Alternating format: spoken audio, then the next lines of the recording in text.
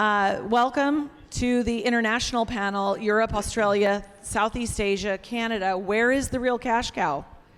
My name's Jamie Pearson. I'm the founder and president of New Holland Group. We're a global consultancy, and I am moderating this panel. It's my privilege because I'm going to let them all introduce themselves. We are here among the power players of the international market. So, Michael, you want to go ahead? Thanks, Jamie. Pleasure to be here. Mike DiGilio, Village Farms. A little bit about our company. We've been around 35 years in controlled environment ag. We've grown cut flowers to high-value produce crops for almost 4 decades, and expanded into cannabis, which is going on 9 years ago in Canada, actually.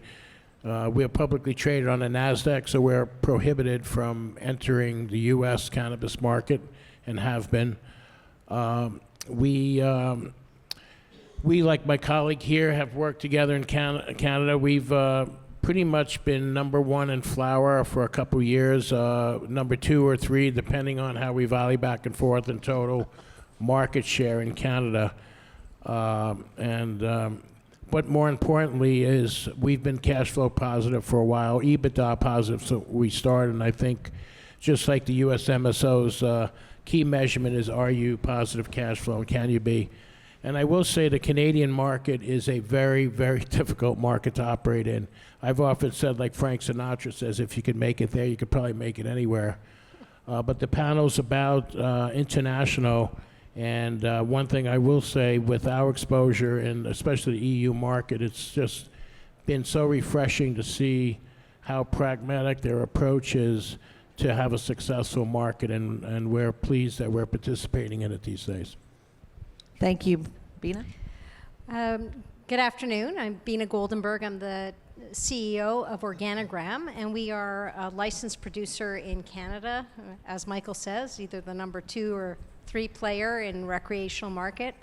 We currently export product to Israel, Australia, Germany, UK.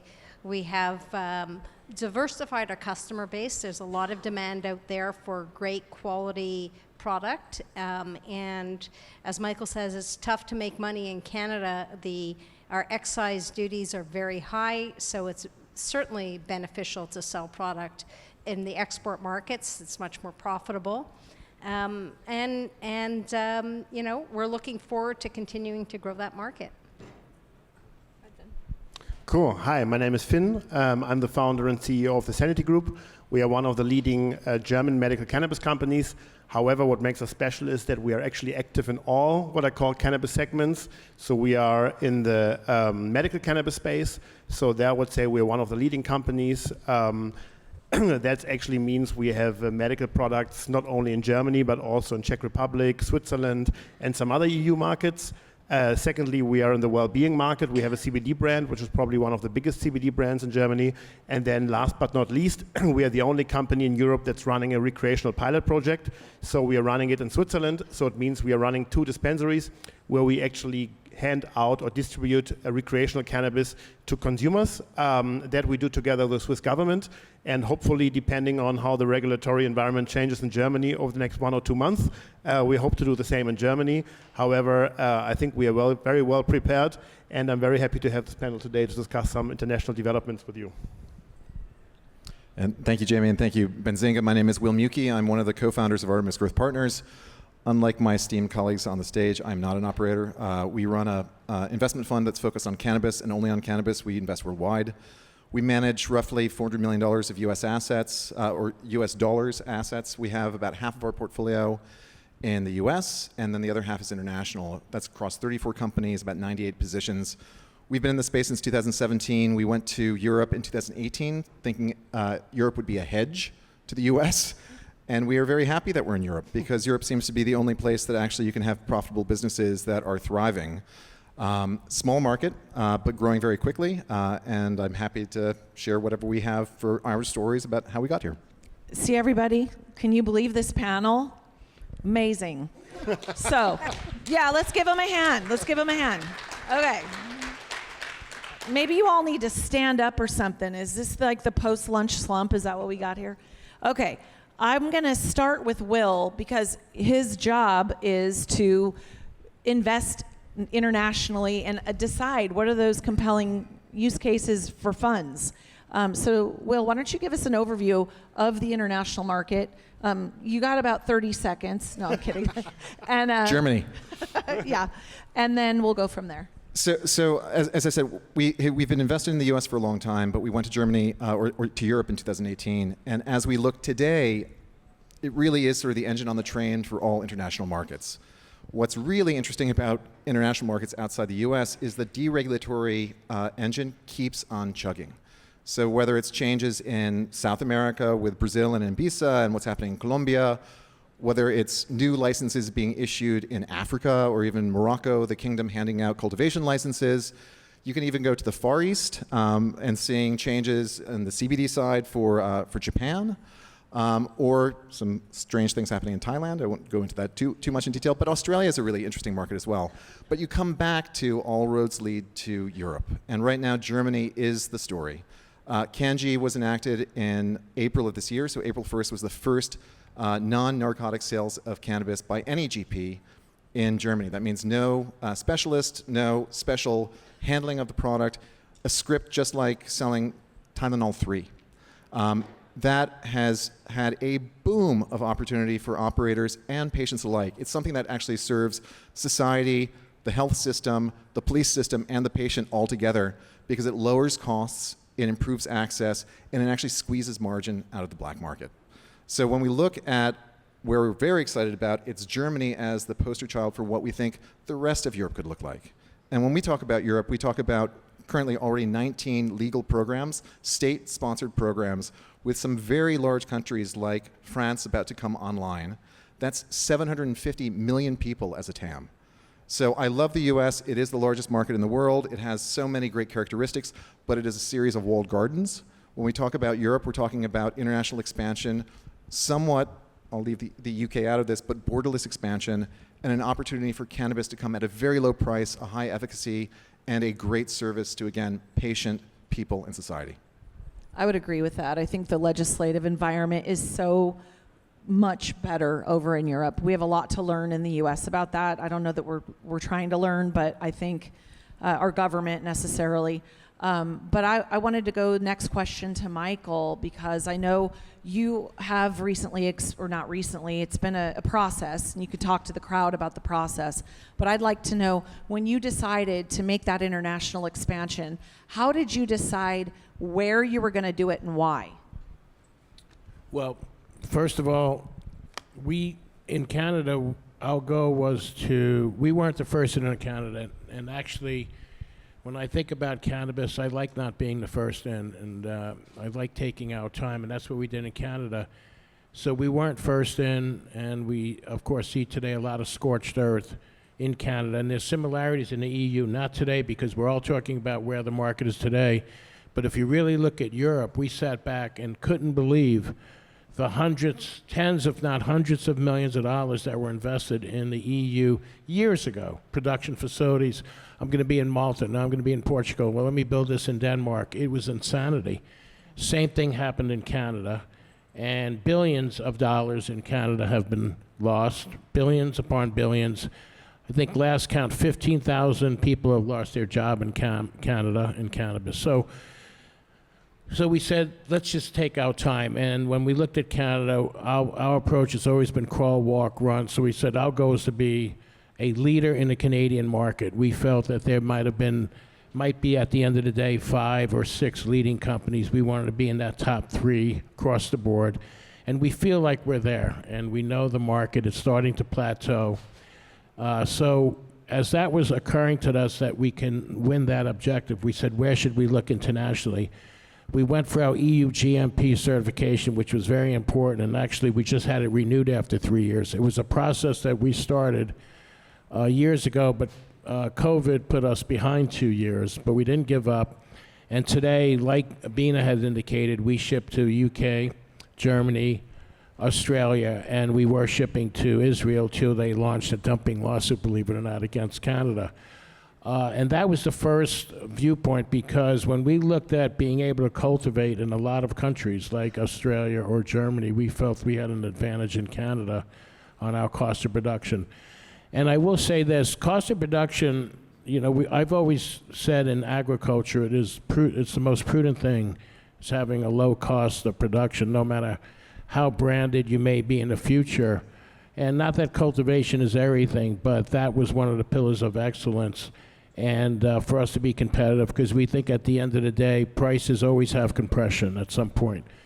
So we got that right, and it wasn't until we started that process of export that we looked at an opportunity that presented itself in the Netherlands. And the Netherlands was the first EU market to put forward a pilot project similar to what Will said about Switzerland, Finn rather, but they did it in such a pragmatic way that we really loved it. We had deep roots in the Netherlands for 3+ decades. They picked 10 license holders, so similar to a limited license state in the United States, no taxes. In Canada this year, we will pay, just on top line excise tax, $100 million to the Canadian government.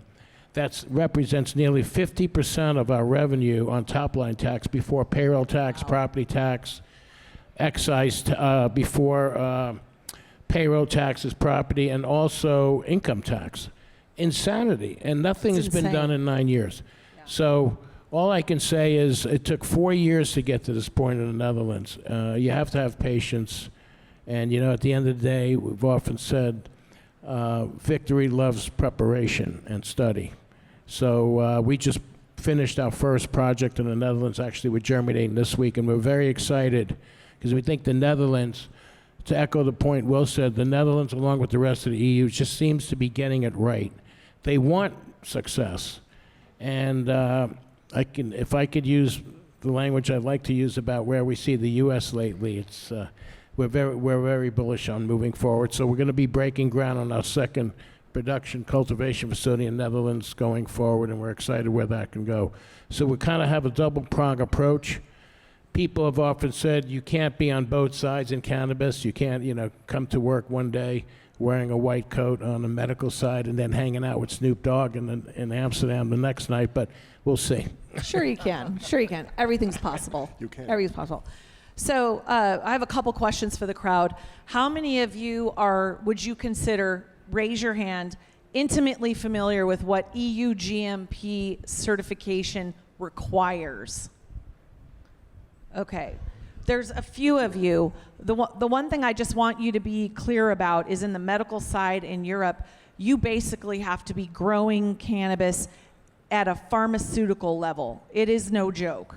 So for you to get both, you are all EU GMP, but that certification is serious. And it requires a tremendous investment, tremendous commitment, and that's what set you apart, is the ability to ship because you have that certification. Bina Goldberg's company, Organogram, has done the same thing.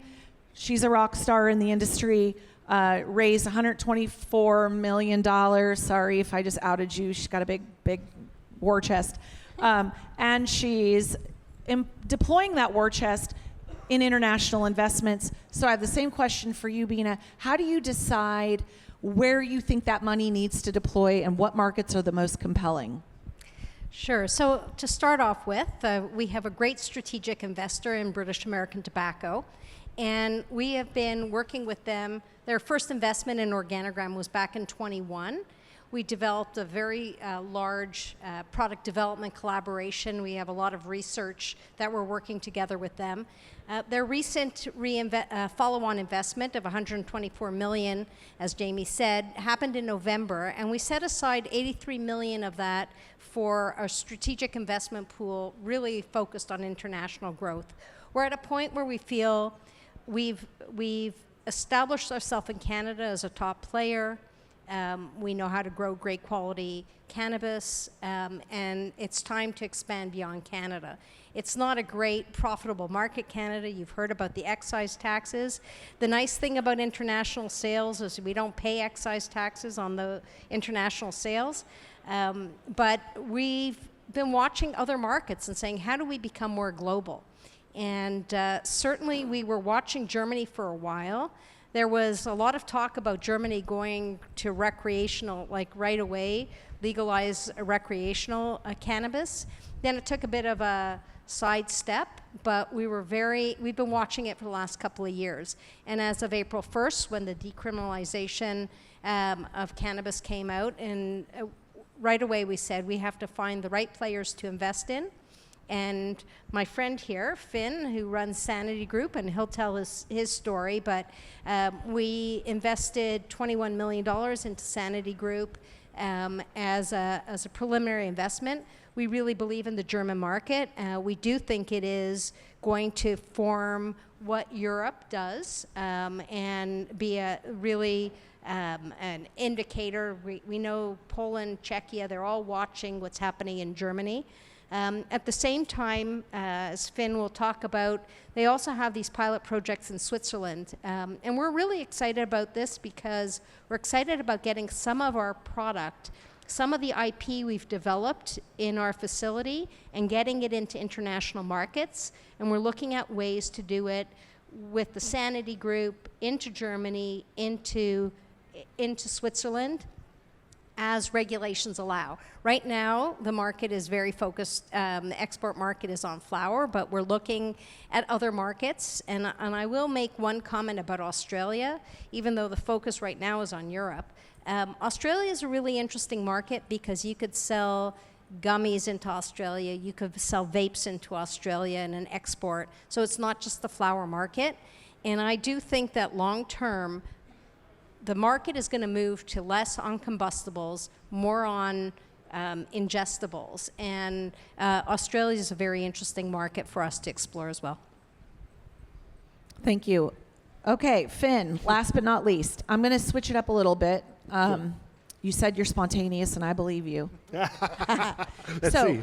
back up. Before Bina made her investment in Sanity Group, can you tell the audience what you told her about Sanity Group's approach to medical and recreational cannabis that got her to write that check? Because That's unfair, Jamie, because you're talking to the guy that's raised the most money in Europe. And Yeah, but Finn is actually probably the best spokesman for the industry. So I'll give Finn props that thank you. when you want to hear what's happening in the operator's view in European cannabis, you talk to Finn. I just want the crowd to know what you are doing, because Sanity Yeah. Group is such an important linchpin of the German market. Yeah. So how do I start? I mean, I mentioned already in the introductions, we have three different business segments: wellness, recreational, and medical. So obviously, what I think makes us special is that whatever's coming, we are prepared. So what does it mean? The German government want to do pilot projects. We are waiting for it for a long time. It will probably not be a law. It will probably just be an enactment. But with our pilot project in Switzerland, for example, we are in the perfect pole position that if Germany decides to do that, we already have binding LOIs with 7 different municipalities in Germany where we can start applying for a pilot project straight away.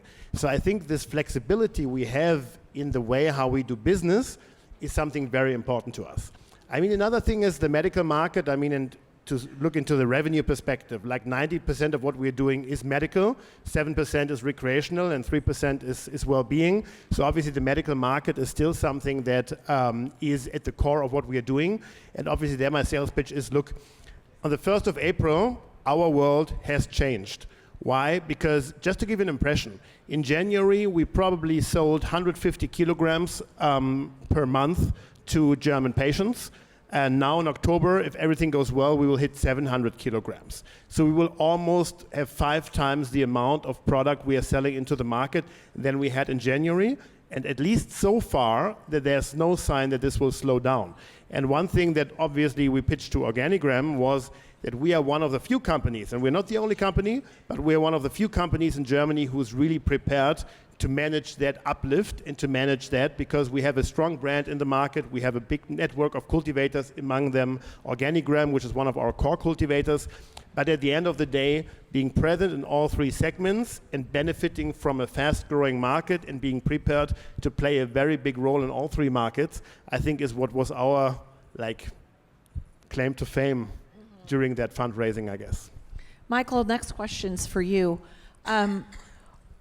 when I'm talking to the MSOs, top tier MSOs, they're all watching the politics of what's happening in the U.S. because there's going to be some real impact depending on what happens.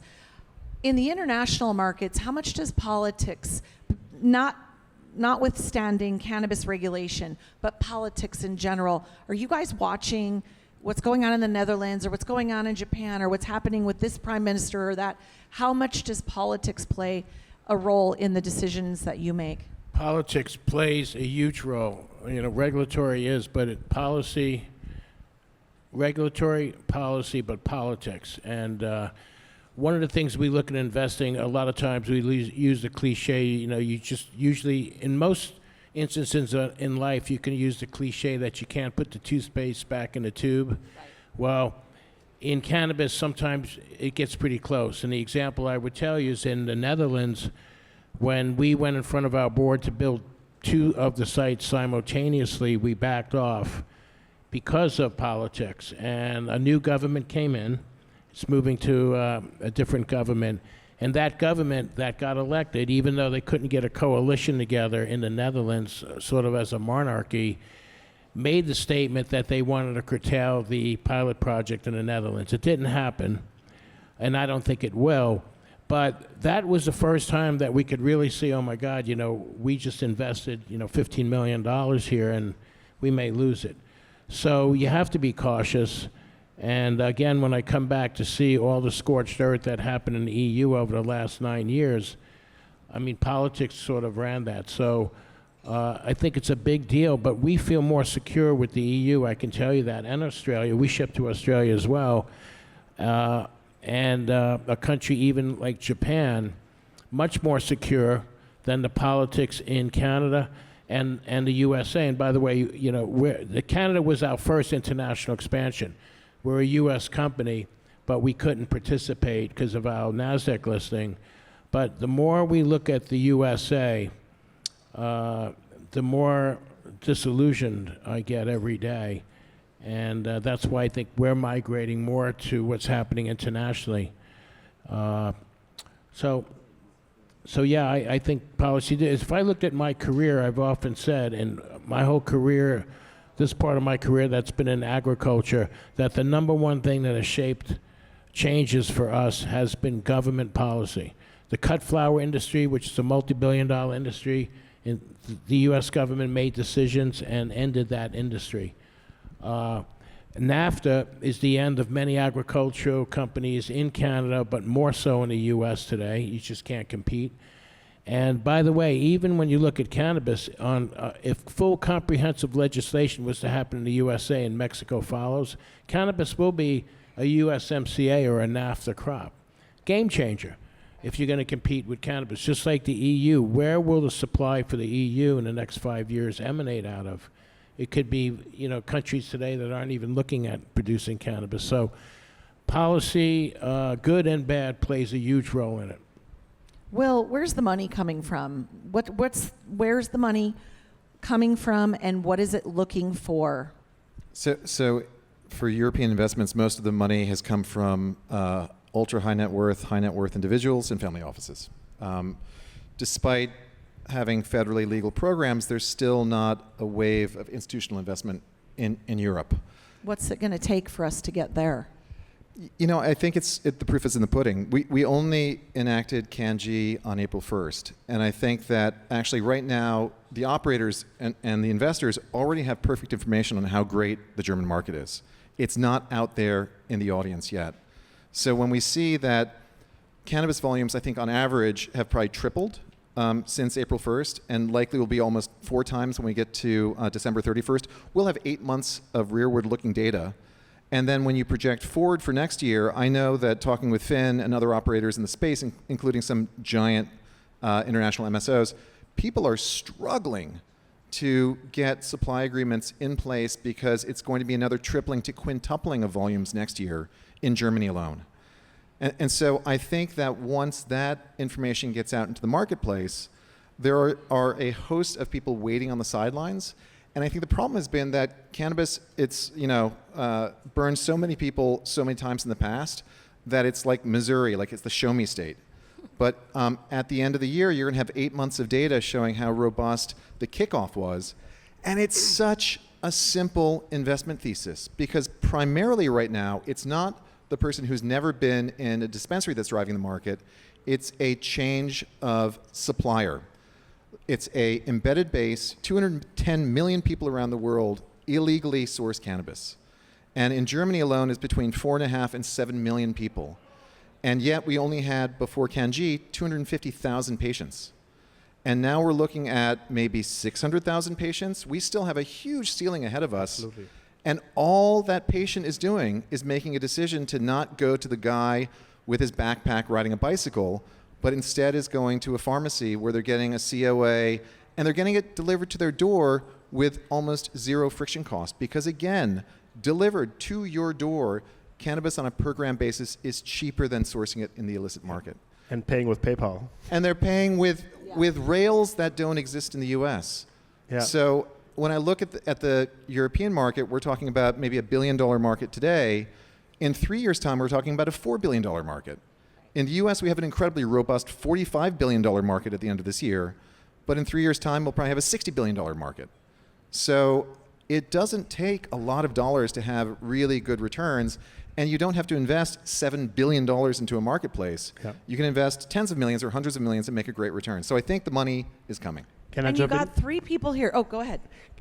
So just to give a bit more flavor to the numbers Will just said, the 250,000 patients in Germany, always keep in mind we're 85 million people. So it's not a small country. It's not 20, 30 million. It's 85 million people. It's one of the biggest population cannabis markets in the world. And think about it. These 250,000 people are only 0.2% of the population approximately. So if you think about, we talked about Australia earlier on, 3% of the population being cannabis patients. Florida, 4% of the population being cannabis patients. Israel, 2.2% of the population being cannabis patients. It shows you that the 250,000 patients are now 600,000. We have the opportunity to grow it 10 times. So when I told you earlier, we are hoping to sell 700 kilograms per month, like in October, it could be 10 times that much in a year or two from now. And that shows you how big the potential of the market is, because the percentage of population that gets a prescription is very small right now, but we have a big population. So if you actually think about doing that 10 times the amount, it's a big market. I'll just add one last point, because medical here in North America is a very different medical than in You have to Europe. put air quotes around medical here. So medical right? in Europe Medical. means the quality of the cannabis, the handling of the cannabis, the structure and the legislation around the cannabis. But when you look at the patient, there is 2/3 of the market in Germany that's MedRec. It's really this private pay market, not reimbursed by the state. And it was actually because of that you had alignment from the CDU, which is the conservative government, all the way over to the Greens. And we had what was called the Traffic Light Coalition in Germany, which is a mix between moderates and Greens that actually enacted CanG. But you had CDU's support at the medical side because it was throttling the margin on the illicit market. For me to translate, for those of you who don't know what he just said, the Dems and the Republicans agreed and got it done. Bina. Yes, I just wanted to add that while it's very exciting to talk about the growth of Germany, what we've seen since April 1st is a challenge in supply, in getting the supply to meet that market. And you all know, when you first take off and you see doubling, tripling, quadrupling very quickly, I mean, cannabis is a plant, people have to grow it, you have to get all the stability testing, all the regulation, the regulatory testing required. So it's not as easy to ramp up, and you want to get good quality product in there. So I think there's going to be an opportunity globally for more supply. You're not going to get it domestically in Germany, so they're going to be sourcing all over the world for great quality product. We're excited in Canada because we have a lot of great quality product that nobody's making very much money on, so it will be a good source of product, but there will be the need for new sources of supply as Germany grows. And there are only something like 50 licensees with EU GMP around the world. So folks like Village Farms and OGI are standing at the pulpit dictating what can happen for the downstream vendors and suppliers in Germany. It's a great place. It makes Europe a really good market. That's all the time we have. Please give our panel your appreciation.